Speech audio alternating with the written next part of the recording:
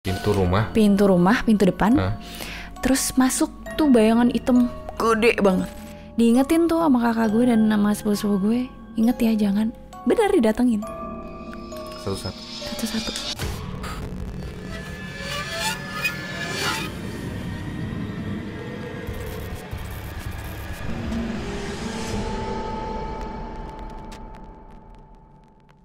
Kita ngobrol-ngobrol aja dari tadi.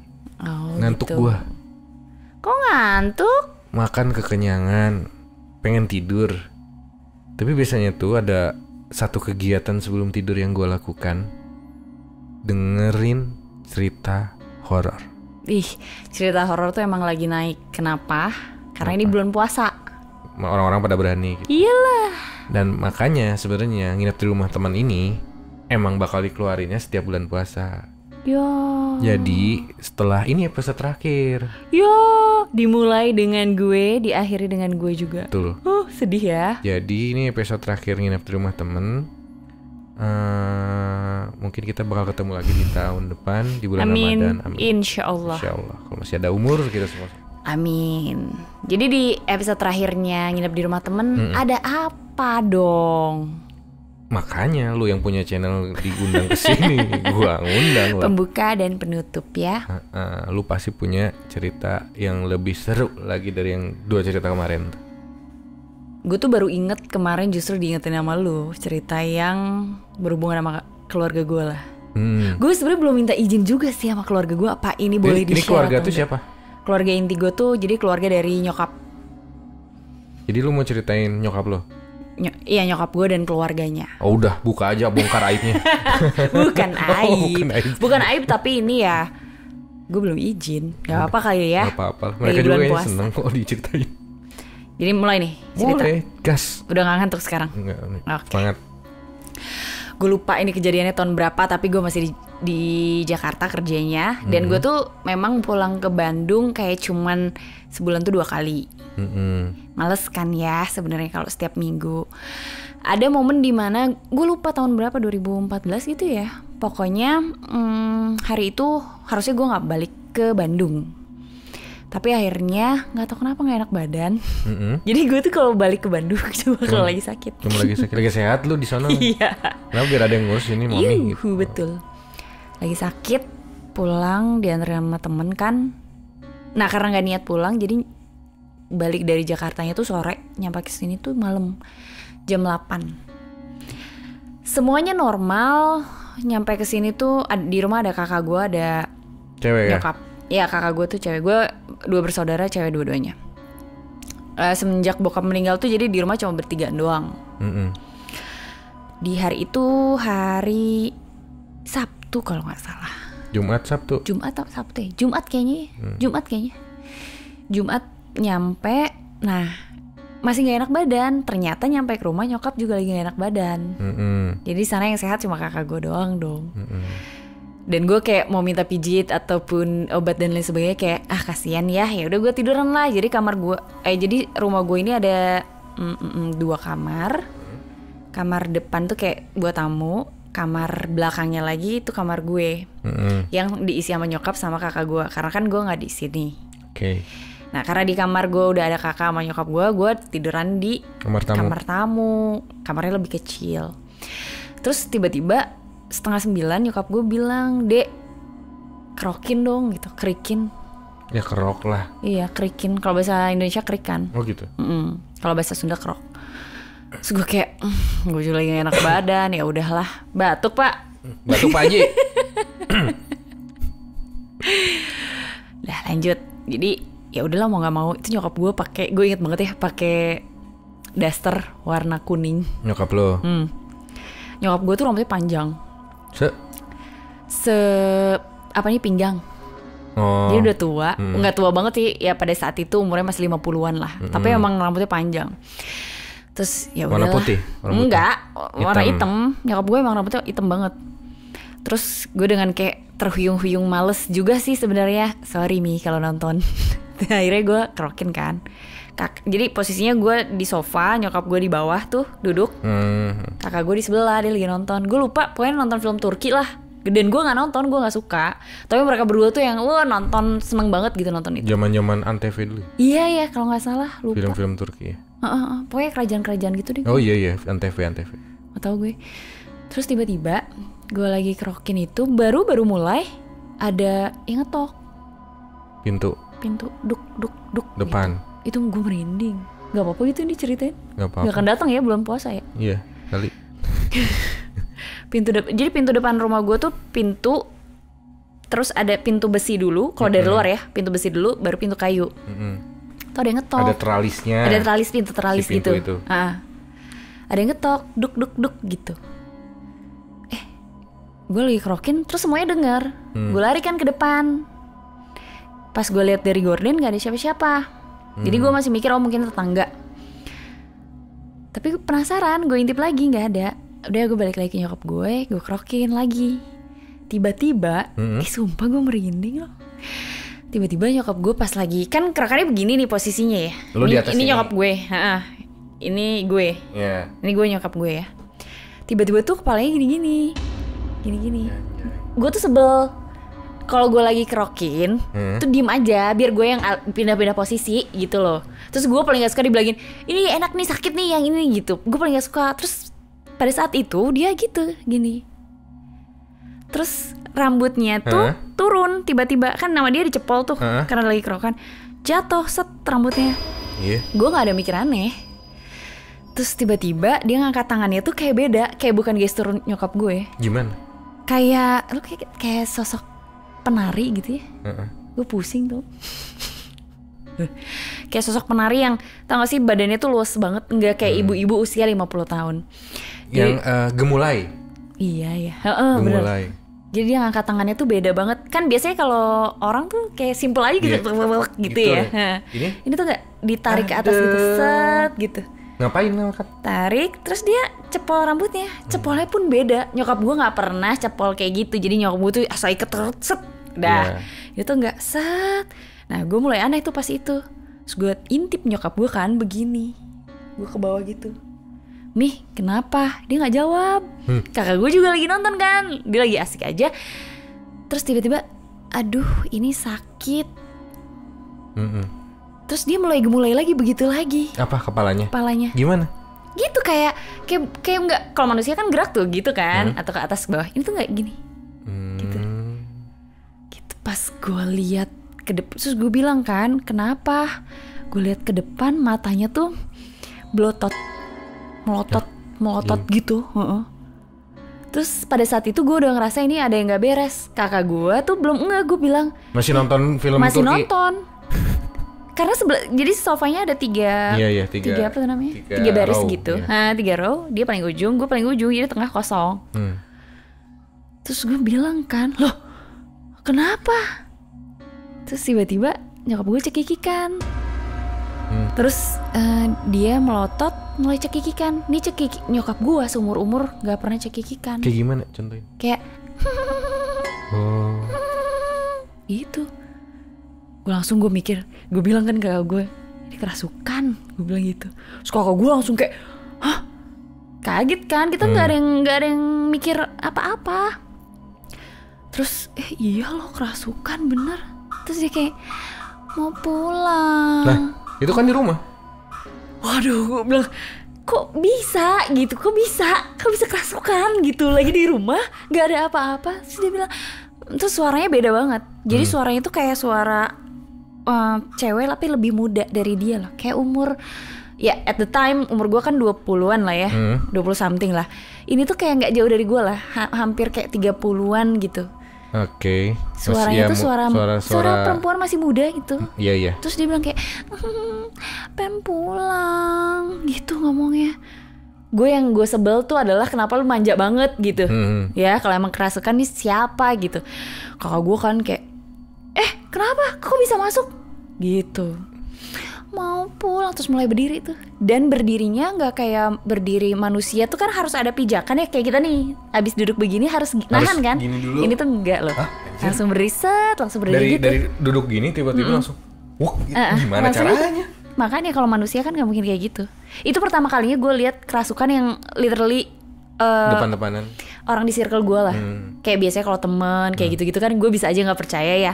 Tapi ini nyokap sendiri berdiri pada saat itu gue nggak tahu apa yang harus gue lakuin, tapi takut banget.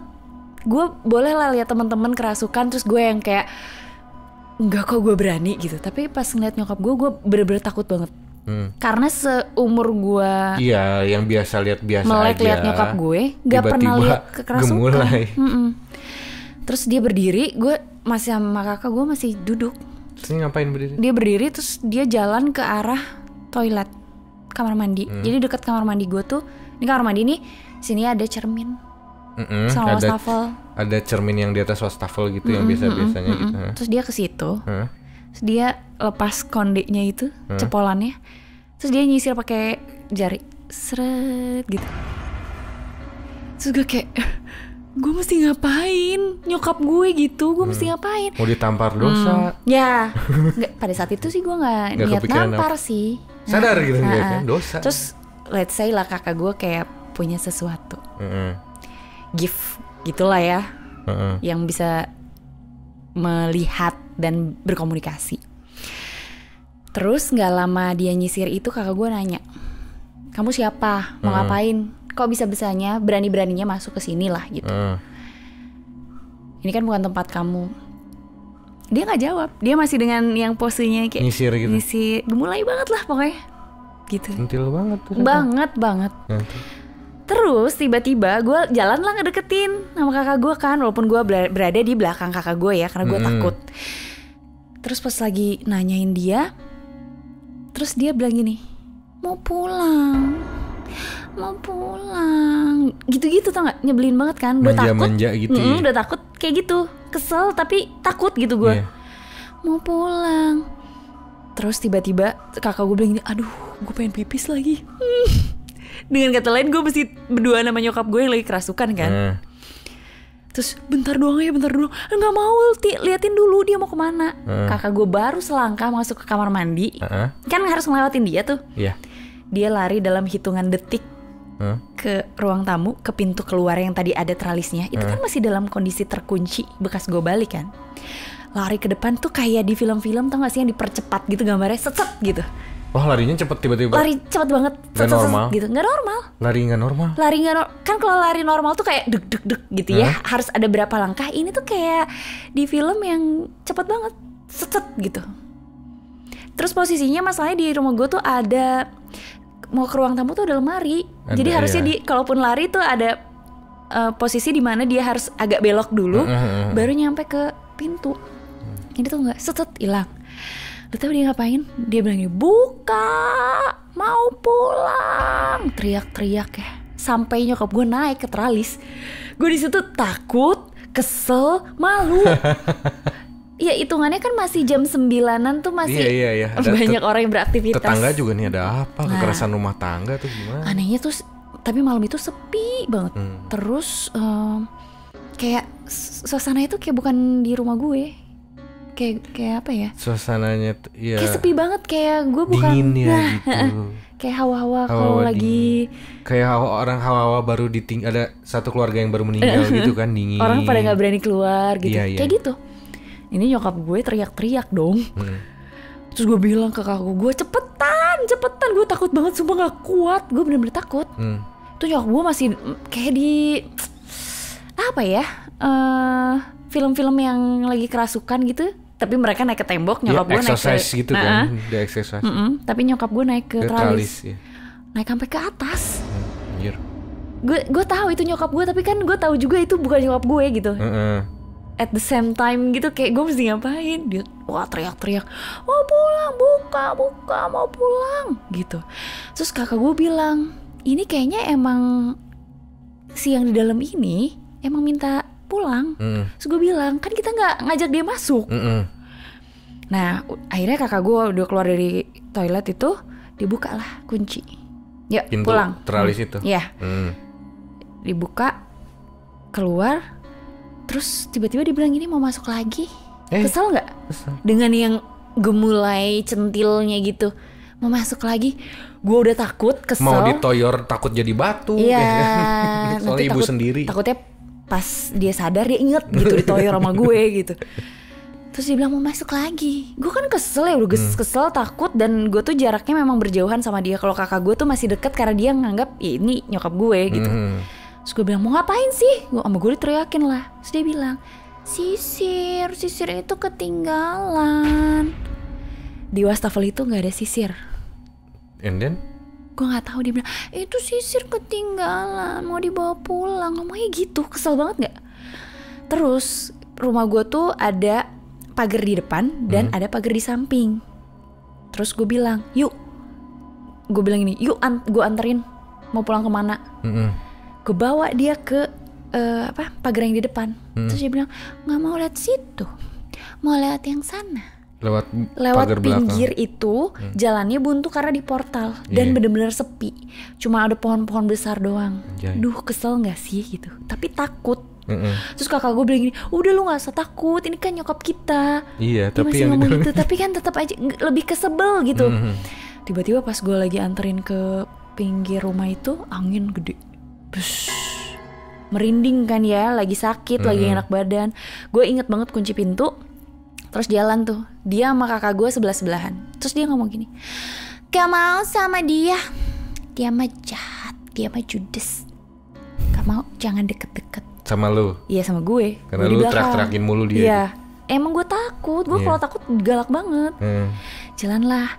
Nah dari rumah gue ke jalan besar perumahan komplek gue itu lumayan rada jauh, harus kayak 2 belokan gitu. Gue jalan kaki.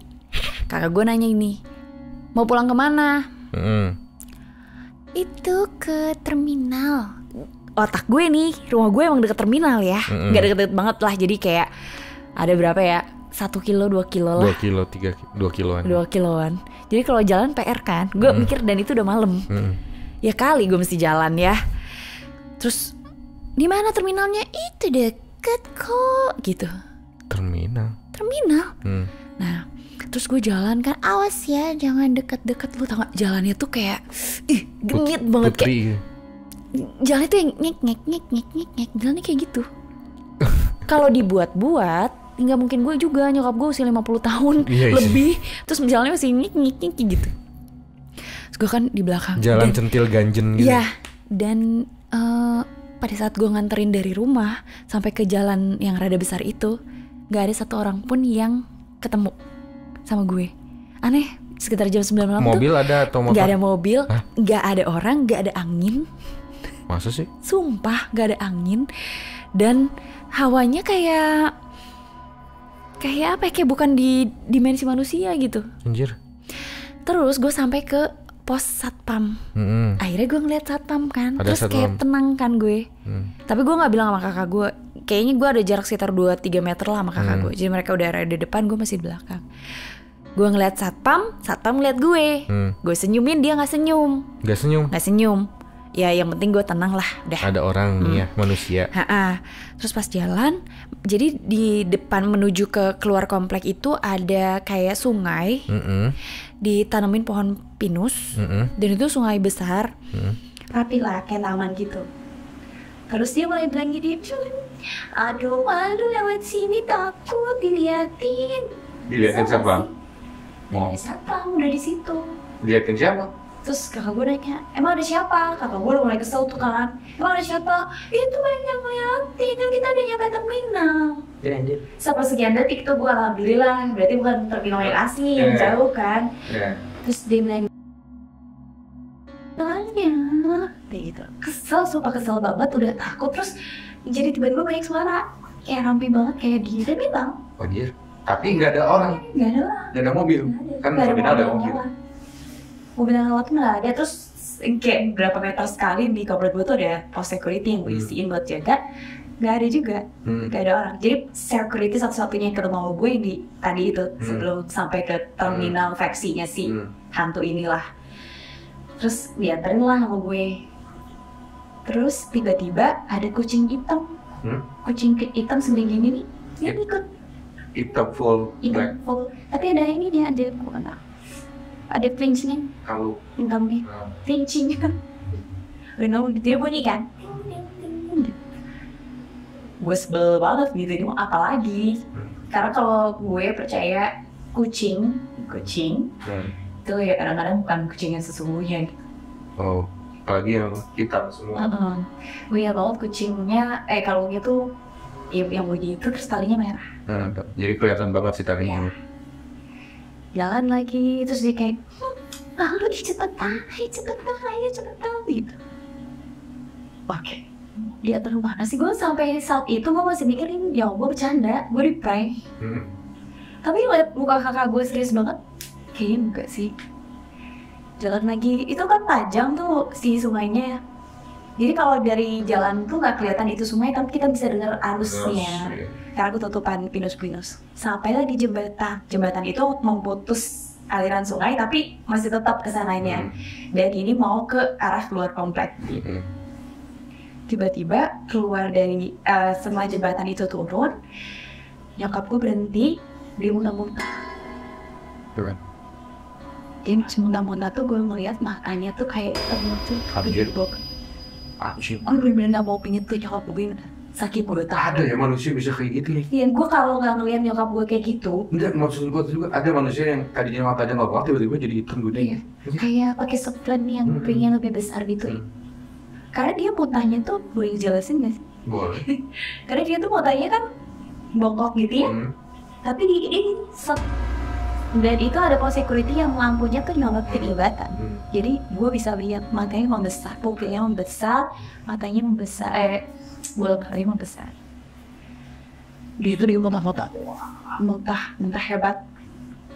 Terus gue masih mikir loh, yang itu gara-gara kok gue lagi sakit aja, lagi masuk angin. Terus tiba-tiba rambutnya tuh si cepolanya copot, jadi semuanya tuh ke depan. Anjir kayak sodako. Ke depan.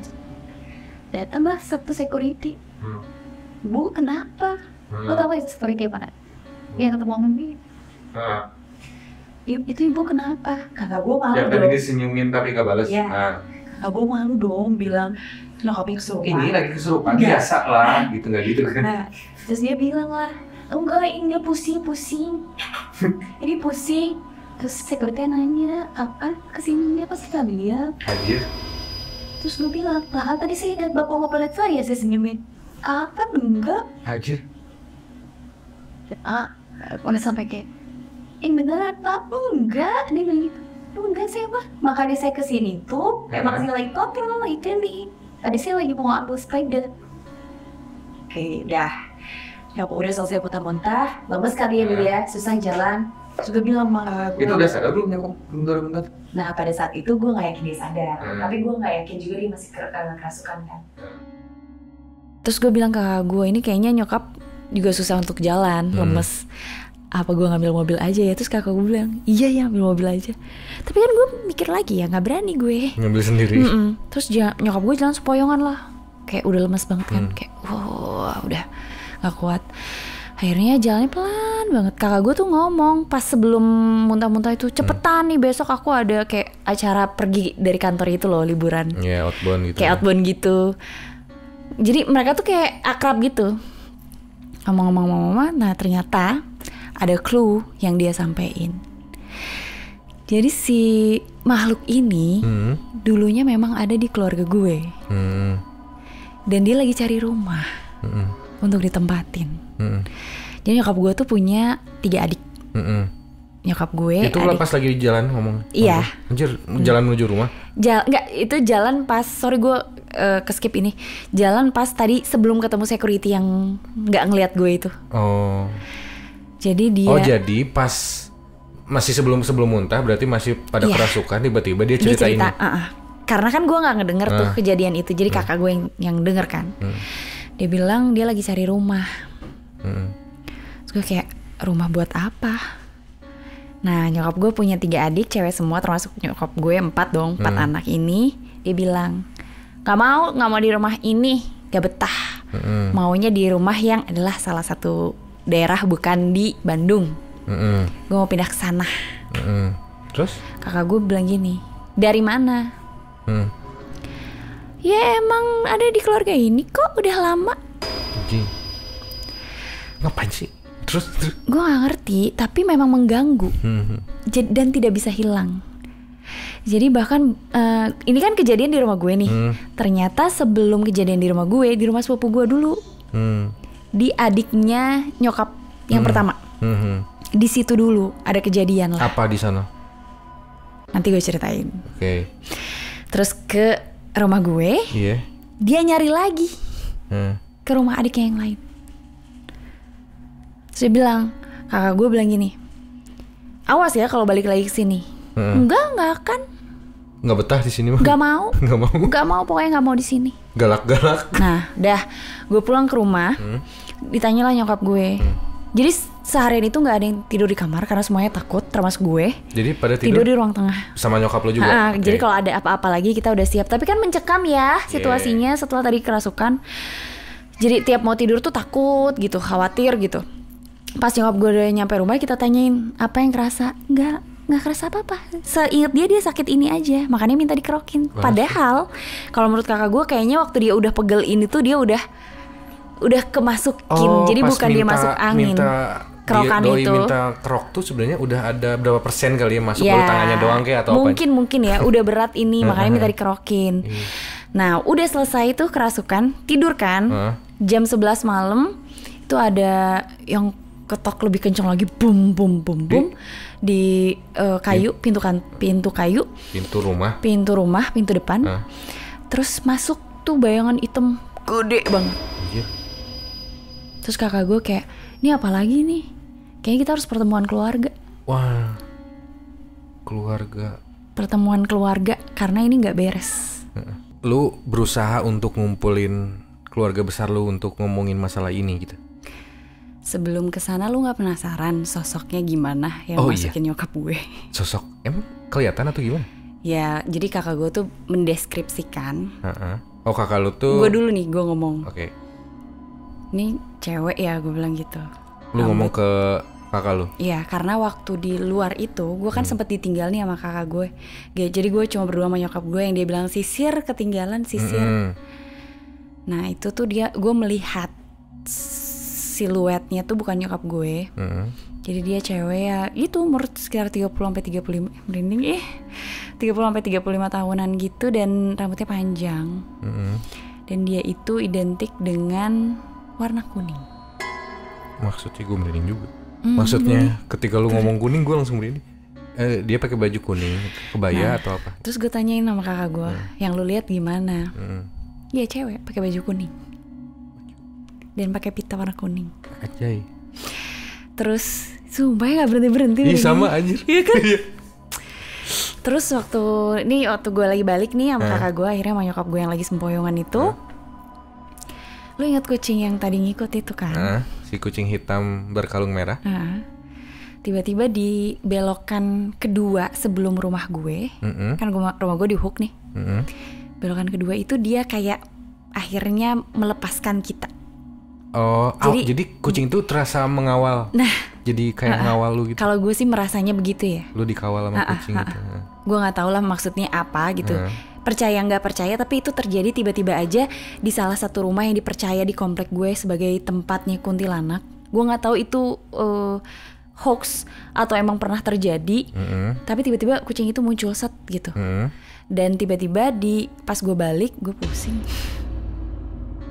Nih. Pas gue balik itu ya di sana di pertigaan itu kita ke kanan, kucingnya ke kiri, dan suara kalungnya itu udah gak kedengeran lagi. Langsung hilang. Udah malam itu kan mencekam ya. Terus akhirnya kakak gue bilang ini harus pertemuan keluarga. Ngobrol lah sama sepupu-sepupu gue. Dan ternyata sebelum kejadian di sini, tadi kan gue bilang di adiknya nyokap gue yang pertama. Berarti anak kedua. Iya. Dia tuh punya nyokap lu anak pertama, ini adik lu anak kedua. Adik-adiknya nyokap lu anak kedua. Gue suka bilangnya itu adik yang pertama dong, hitungannya sih. Iya, jadi bingung nanti penonton. Ya anak kedua dari nenek gue lah ya. Iya, berarti. Jadi dia tuh punya anak dan anaknya ini kemimpian terus. Mimpinya gimana? Sama perempuan berbaju kuning. Pita kuning gitu. Enggak. Oh, enggak pakai pita. Enggak pakai pita kuning. Tapi tiba-tiba waktu ini sebelum pertemuan keluarga ya, kita ada karena ini dua keluarga ini dekat banget, kita sempat ngobrol-ngobrol nih sebelum ada kejadian apa-apa, dan kita tuh memang tidak terbuka sama nyokap gue mengenai apa sih yang benar-benar terjadi pada saat itu di malam itu. Di keep aja pokoknya. Iya, pokoknya ya kerasukan, tapi apa historinya kita nggak ngasih tahu. Sedetail itu sampai Dan kita juga neralis juga. Nggak. Oh, oke. Gue nggak mau nyokap gue kayak. Itu kalau nyokap lu nonton nih? Mudah-mudahan enggak ya. Tapi kalau nonton gue minta maaf sekali. Ya udah jangan di-share ke nyokap lu berarti. Dia suka nonton. Nah terus keluarga itu tuh datang akhirnya. Emang mau ngerumpi biasa ngobrol. Kakak gue nggak ada lah lagi kerja. Pertemuan keluarga biasa aja. Nggak pertemuan keluarga, mereka soan aja, Oke, ketemu biasa ngobrol-ngobrol. Tiba-tiba tante gue ngomong gini, kenapa ya aku kalau ngeliat sesuatu yang warna kuning takut? Anjir. Gak ada gue, kakak gue, Pembahasan nyokap apapun. gue, sepupu gue yang dimimpiin, gak ada yang bahas itu. Terus kita semua tuh langsung ngeliat ke dia kan. Terus gue secara naluriah gue cuma nanya gini, loh kenapa? Gak tahu, kayak kalau ngelihat warna kuning tuh ada sesuatu aja yang bikin serem. Sumpah ini merinding terus gue. Terus akhirnya gue ngomong tuh sama kakak gue, kayaknya emang kita harus ke pertemuan keluarga nih. Kok kayaknya mencekam banget ya. Sampai akhirnya keluar kata-kata itu dari tante gue. Terus gue tanya lah sama nyokap gue, ada nggak sesuatu yang aneh yang memang diturunkan dan atau lain sebagainya. Kata nyokap gue, nenek gue tuh pernah ngomong segala sesuatu yang dia punya secara bukan harta benda ya. Pokoknya dia menyiratkan sesuatu yang bukan harta benda itu akan diturunkan pada anak yang lahirnya hari tertentu dari keempat anak ini. Dan itu adalah tante gue yang anak kedua itu. Oke. Terus kakak gue bilang gini, ya terserah, itu keputusannya ada di mereka, apakah mau diterima atau enggak. Kalau enggak diterima, di keluarga gue enggak diterima kan. Di keluarga yang anak kedua ini pun tidak mau.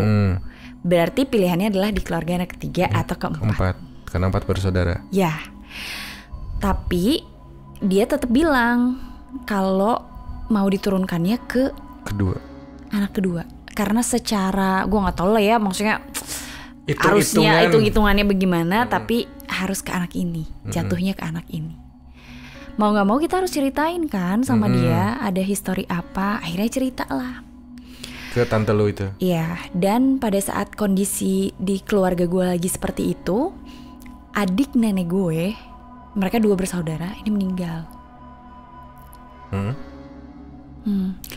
Meninggal, anaknya 2 perempuan. Terus kita akhirnya sharing mengenai case ini. Jadi anak dari adiknya nenek gue berarti tante gue juga kan. Akhirnya ada masalah lagi tentang mistis-mistis, tidak selesai gitu ya. Dan kita pada saat itu dimanfaatkan sama orang yang ceritanya mau bantu tapi justru memperumit masalah. Ceritanya orang pintar. Gue sih gak bilang dia orang pinter ya. Orang yang bisa lah. Ya begitulah. Yang ceritanya niatnya baik-baik mau membantu tapi rasanya enggak gitu. Sampai orang ini tuh bilang kalau mau diputus, tidak mau nerima, kita harus adain satu kayak pertemuan ritual. Ya mungkin kayak ritual ya, ritual pemutus gitulah. Gue percaya, kakak gue percaya. Karena kita udah ngeliat seperti apa sih situasi waktu di rumah gue. Dan kalau misalkan ini yang kedua gak mau nerima, ya berarti harus ada yang ditolak dong. Gue pusing tuh. Lanjut ya.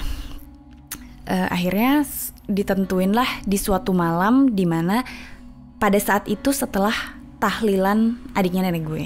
Karena pada saat itu banyak keluarga yang kumpul. Nah sekitar jam 8 apa jam 9 malam gitu lah. Anjir, abis tahlilan? Iya, abis tahlilan itu keluarga intinya masih ketemu. Begituan anjir. Iya, karena cuma di momen itu katanya harinya pas, semuanya siap. Gue gambarkan ya posisinya. Jadi rumah itu tuh nggak terlalu besar, tapi ada beberapa ruangan dan kita semua ada di ruang tamu. Ruang tamunya cukup besar. Ruang tamunya itu ada kursi, bukan sofa ya, yang kursi kayu gitu, tapi ada busanya tuh apa namanya? Kursi ruang tamu lah ya. Ada 3 baris gitu, satu di ujung, ini meja. Ini pintunya sebelah sini. Susah nggak sih ngejelasinnya gitu lah ya pokoknya. Ya pokoknya gitu. Jadi semua kursi itu penuh. Salah satunya gue duduk di situ di yang ada yang Semua kursi itu penuh dengan yang didudukin orang gitu maksudnya? Iya, tante gue di yang sendiri itu, tante gue yang nomor 2 itu di situ. Tante lu yang anak yang kedua, sorry. Anak yang kedua yang mau didatengin. Yang mau diputus. Yang mau diputus itu. Di sana sebelahnya kakak gue kalau nggak salah ya, di tengah gue. Gue lupa sebelah gue siapa. Pokoknya yang sebelahnya lagi orang itu yang dimintain bantuan. Ada sepupu gue juga. Gue lupa ada siapa lagi. Oh ada tante gue yang anak yang punya rumah abis tahlilan itu ada di situ. Terus tiba-tiba aja kita disuruh kayak siap-siap ya. Sebentar lagi kita mulai. Kata si orang yang bisa itu.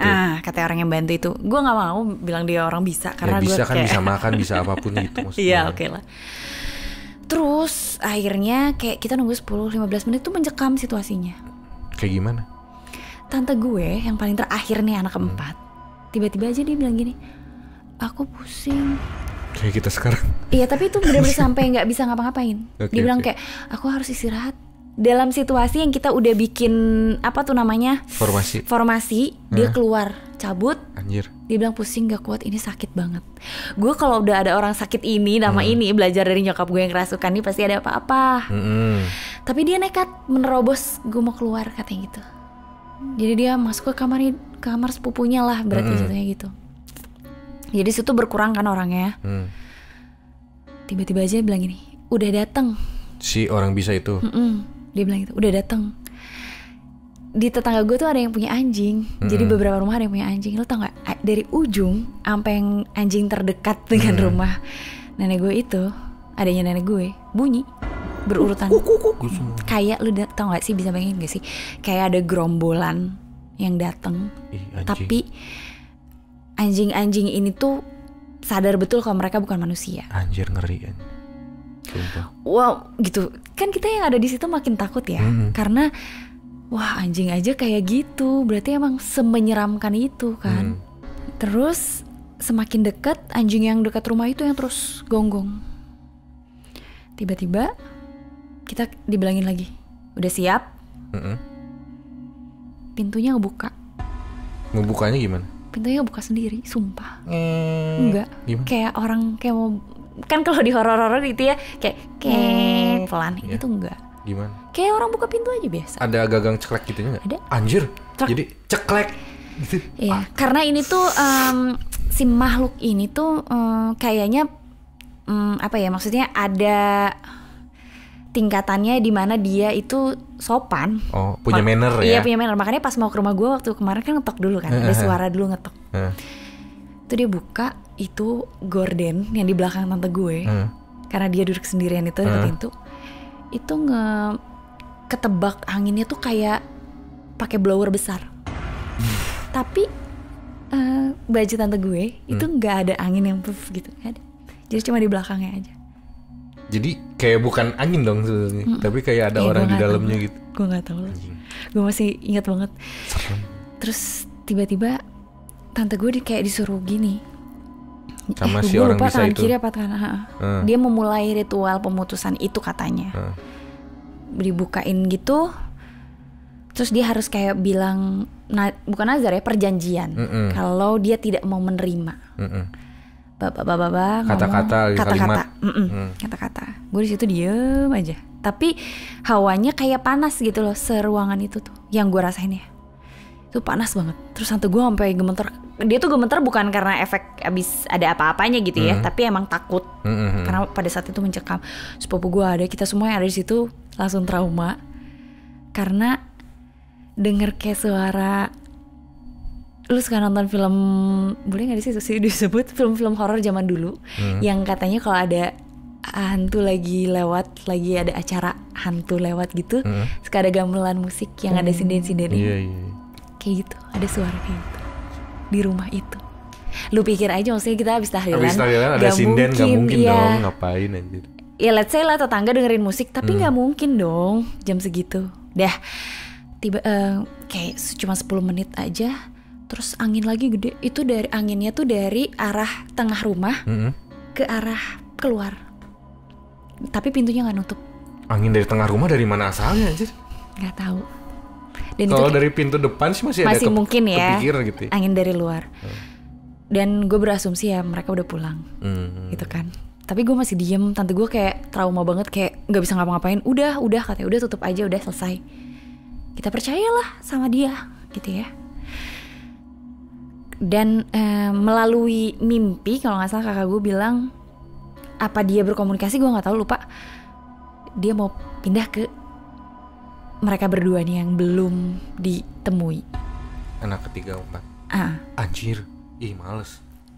Nah, waktu selesai ritual itu, gue datengin tante gue. Yang nomor berapa? Yang ketiga itu yang dia tiba-tiba keluar dari formasi. Yang oke. Ya, terus lu tau gak dia lagi ada di mana? Ternyata dia gak masuk kamar. Dia ada di teras rumah dari tadi. Dia tuh pakai baju pink. Gue gak ngerti orang tahlilan dia pakai baju pink ke meja. Terus dia posisinya gini. Dia kayak kan teras itu ada undakan tangga 2 gitu. Terus si ininya tuh nempel ke sini terus gini. Lagi ngapain? Gue kan takut. Gue toyor-toyor gitu kan badannya. Kenapa? Gak jawab. Aduh, rambutnya ke situ. Masalah baru. Karena masih ada si orang itu. Si orang bisa itu. Nah sepupunya minta tolong, ini tolong dindung, kenapa? Terus dia bilang dari gerombolan yang tadi datang itu ada yang mau jadiin itu tempat tinggal. Gerombolan? Berarti nggak cuma satu makhluk? Tai. Sama seperti yang gue udah pikirkan kalau yang datang ini emang bukan satu. Kan ya, dikeluarin lah ceritanya sama orang itu. Dan jadi gini, kalau ada pertemuan keluarga nyokap gue ketemu berempat atau via WhatsApp video call berempat, nanti tuh satu-satu akan kayak orang linglung gitu, tau gak sih? Kayak bukan ngomong sama manusia. Ada satu masa di mana akhirnya kakak gue ikut ke video call itu, dia ngomong pakai bahasa kasar. Sampai tante gue yang nomor 3 ini, anak ketiga ini nggak terima diomongin gitu. Padahal maksud kakak gue itu lagi di rumah lu, makhluk itu. Jadi lu jangan kasih kesempatan untuk lu buka itu pintu itu untuk mereka. Tapi tante gue marah. Di situ jadi jelek tuh hubungannya sama keluarga gue. Nah yang nomor 4, dia tuh kayak tau gak sih, kayak nggak percaya tapi maunya manas-manasin. Terus kakak gue nggak mau bantu, dia bilang gitu. Ya tanggung aja risikonya antara di yang ketiga atau yang keempat, yang ketiga atau kayak yang 4. Dah. Selama beberapa bulan, tahun tuh nggak ada kejadian apa-apa. Tapi aman. Berikutnya giliran generasi gue. Jadi gue, sepupu-sepupu gue satu-satu didatengin. Jadi ini udah beres di generasi nyokap lo. Iya. Udah pada gak mau atau gue gak tahu, mungkin stay-nya di antara yang ketiga atau yang 4 ya, gue gak tahu. Tapi setelah itu satu-satu sepupu gue didatengin dengan iklan. Gue masih mau di salah satu kalian. Kalian itu? Gue, kakak gue, sepupu-sepupu gue. Ada berapa orang berarti? 1, 2 4, 5, 6 ya. 6 orang. Antara 6 sama 7. 4 orang aja udah repot, apalagi 6 aja. Beda-beda datangnya tuh. Ada yang datang ke rumah secara si baju kuning ini ya, masih si baju kuning ini ya. Walaupun yang datang pada saat itu, sorry harus gue jelasin kenapa gue bilang dia bukan orang bisa. Gue nggak tahu apakah itu kamuflase, seolah-olah dia mengundang makhluk, mengirim makhluk lain, yang katanya ini loh yang harus diputus. Gue nggak tahu. Tapi yang jelas ikatan ini dari makhluk ini tuh tidak pernah benar-benar putus, bahkan sampai ke generasi gue dan sepupu-sepupu gue. Nah ada yang didatengin itu baik-baik, ada yang kan punya anak kecil nih sepupu gue, ada yang tiba-tiba ngomong gini, Mami, itu tante itu ngajakin main terus di bawah meja makan, di mana orang-orang lagi makan. Itu langsung digendong Terus ditanyain kan, siapa? Tante pakai baju kuning. Angger kuning eta. Nah, logikanya pada saat kita membahas si kuning-kuning ini kan sudah berapa tahun yang lalu dan anak ini belum lahir. Iya. Dan anak ini waktu ngomong tuh masih umurnya sekitar 2 tahunan. Dah. Dan gak pernah dong bahas baju kuning sama si anak balita. Bukan cuma sama si anak itu, tapi walaupun gue sama kakak gue pun gak pernah ngomong. Karena gue takut ketika diomongin punya trauma masing-masing ya? Punya trauma masing-masing dan gue gak mau itu jadi satu pintu buat dia balik lagi. Ada yang didatengin lewat mimpi, dimintain koin sama perempuan, tapi itu selalu ada ciri khasnya, kuning. Entah dia pakai pita, shawl. Anjir. Selalu, gue gak ngerti. Gue juga agak-agak takut. Gak ada. Kakak gue didatengin dan gue didatengin. Terus karena sepupu-sepupu yang udah besar dan tahu kejadian ini tuh cuma 4 orang, saling mengingatkan, walaupun nggak benar-benar ngomong, nanti kalau ada, kita nggak pernah nggak pernah secara eksplisit. Iya. Tapi kita saling mengingatkan kalau dia datang ke mimpi, apapun permintaannya, tolak. Even itu hal yang paling gampang lah. Misalkan kayak minta koin gitu ya, atau minta apa kayak dari yang punya lu, tolak. Terus gue bilang gini lah, ya kan kadang-kadang gue mimpi, terus gue kan kayak lupa gitu, ya kan kayak. Iya emang gue juga gitu. Gue tuh suka lupa sama mimpi gue tadi malam tuh apa gitu. Iya, kalau enggak gini kayak komunikasi nih. Terus kayak gue menganggap itu hal sepele, ya udah gue kasih. Udah cepet biar cepet. Nah, diingetin tuh sama kakak gue dan sama sepupu-sepupu gue, inget ya jangan. Benar didatengin satu-satu sampai detik ini. Anjir, sampai sekarang. Iya. Terakhir sepertinya generasi nanti setelah gue, anak-anak. Iya. Anak-anak lu. Iya. Kasian banget. Bukan kasihan sih, gue lebih tepatnya kayak apa sih ini tuh, apa sih ini tuh harus di. Iya, ini udah lah buat orang-orang zaman sekarang gitu, jangan nurutin lulur kita yang dulu gitu ya. Iya. Keinginan gue tuh kayak gitu, kayak buat apa sih gitu. Malah ngerepotin anjir. Tapi menurut cerita silsilah keluarga gue ya, kan zaman dulu tuh zaman kayak penjajahan. Banyak juga pribumi yang berusaha untuk ngelawan mereka tuh pakai dengan yang seperti itu. Bantuan dari makhluk gaib.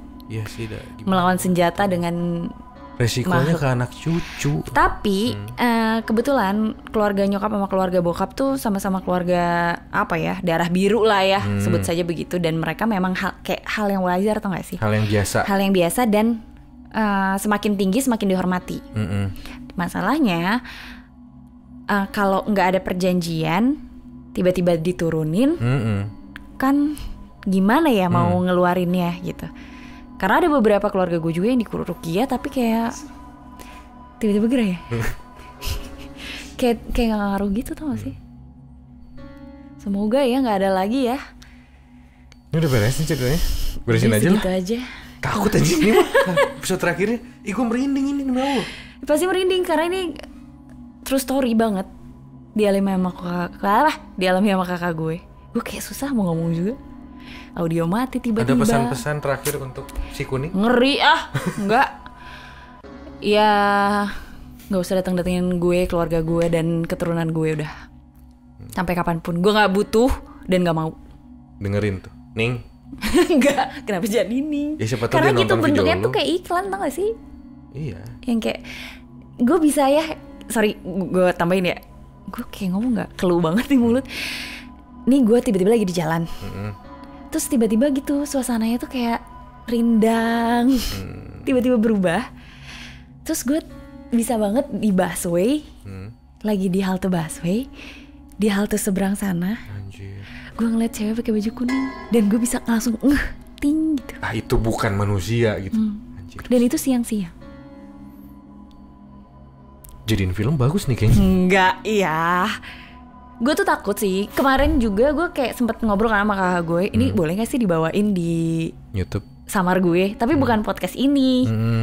Dia bilang, bawain aja gak apa-apa kok. Tapi gue gak tahu kalau efeknya bakal kayak gini. Panas nih, pusing, merinding lagi. Kalau gue kayak gue masih merindingan ini daripada yang lu cerita yang berobat itu. Itu merinding juga sih. Cuman ini kayaknya berikut gerahnya ini di sini sekarang. Iya, jadi tambah. Padahal kan maksudnya tidak beraktivitas. Udah. Ramadan juga sebentar lagi usai. Jangan diundang-undang. Jangan datang, udah nggak perlu. Ya, sampai ketemu di Ramadan berikutnya. Ini serius nggak akan diperpanjang nih, tim? Ya mungkin nanti Oktober kali ya, kalau misalnya Halloween kita bikin edisi spesial. Ini ya season ya, tergantung season ya. Oke. Terima kasih sudah datang.